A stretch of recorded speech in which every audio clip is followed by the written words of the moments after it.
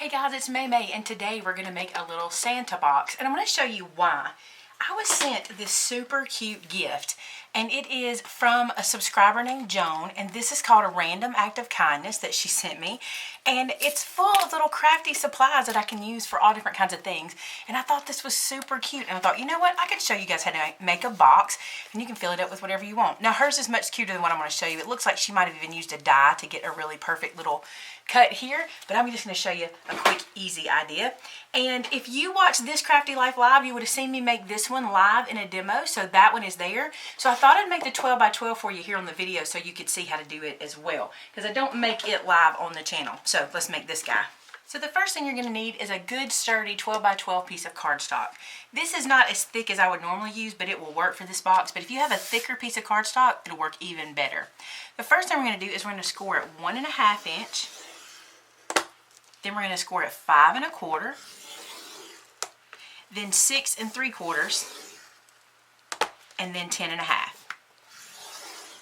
Now we're going to rotate this in our score tool, in our scoreboard, and we're going to score it 1.5 and at 10 1/2. So we're basically doing 1/2 inch in on either side. So that's how easy the scoring is. Now I'm going to go ahead and fold on all these score lines and get a nice crease. I'm just going to do this with my fingers, but you could, burnish this with a bone fold or anything if you needed to. But I'm just going to get a nice fold going. And then I'll show you where we're going to make some snips.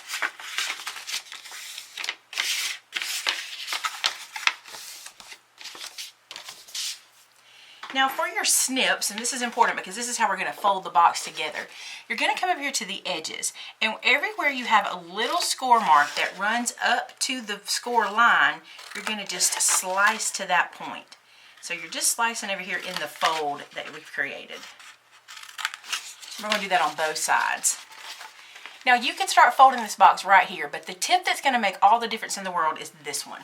What you want to do is to the flap that you've cut, not the side piece, but the little tab that we're going to use to adhere this together, cut an angle to get rid of some of the bulk where your box is going to fold. So on this one, I only need to cut on the inside. On this one, I'm going to cut on both sides of this tab, so just an angle. The size is up to you how deep you want that angle to be.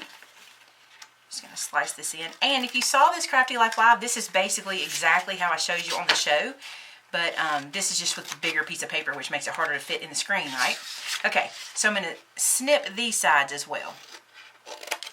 Only the tab portions, remember, not the side flaps, just the tabs. So you have something that looks like this. Now you might be asking, how do I know which are the tabs? The smaller squares are your tabs, okay? The longer pieces are the sides of the box. So we've snipped into all of these. Now I'm going to turn this guy over and bring the front of the box up. And we want to decorate the front before we do all the folding and putting together. Now for all the little pieces that we use to decorate the front of the box, here's what you'll need. This piece is 1 3/4 by 6 3/4. This is a 2 by 2 square of glitter cardstock. This is 1 3/4 by 1 3/4. That's going to be the inside of our belt. And then this piece is 3 inches by 9 inches. But I want this to look kind of furry, so I'm going to show you what I do to make that happen. I only need this piece to be 2 inches wide, okay? So I've made it 1 inch longer than I need. So I'm going to use my cutting mat, and I'm going to line this up using my ruler at the 1/2 inch in mark of this piece of paper. It does not have to be perfect because we're going to tear it. And I'm going to just pick this up and rip off 1/2 inch off of the side of our paper. Now that's what's going to give us the fuzzy, furry edge. So there's 1/2. And we're going to do the same thing here. Just tear off 1/2 inch of this to give us our 2 inch strip.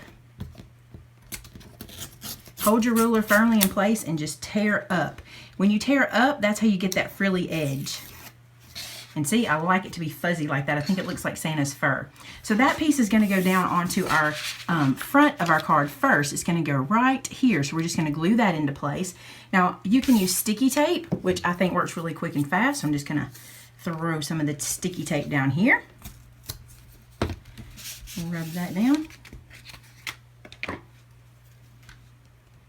Peel off this backer. And then stick this into place here along the front. Now I've chosen this to be the front of the Santa, so I know this will be the back. That'll come into play in a few minutes. The next thing we need to do is a tiny bit more scoring, not a whole lot, but on this little black strip we have here, we need to score it at 1.5 inches in on both sides. This will help us get a nice clean bend on the front of our card. So 1.5 inches there, I'm just going to flip it around and do 1.5 inches here, just like so. So now it is ready to go on the box. Add a little more adhesive. This is when I love sticky tape. See how quick this goes?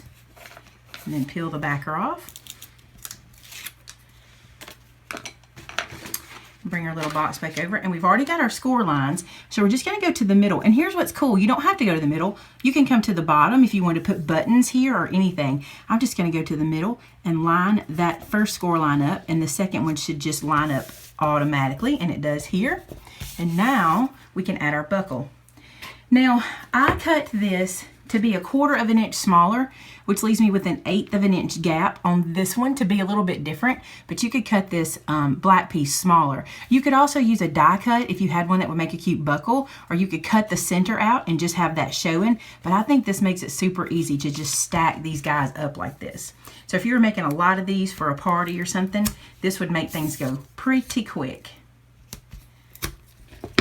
I also think that the smaller silver portion showing makes it look a little more elegant, maybe like a little more fancy than having the bigger silver. But if you want a bigger buckle, just cut that centerpiece a little smaller.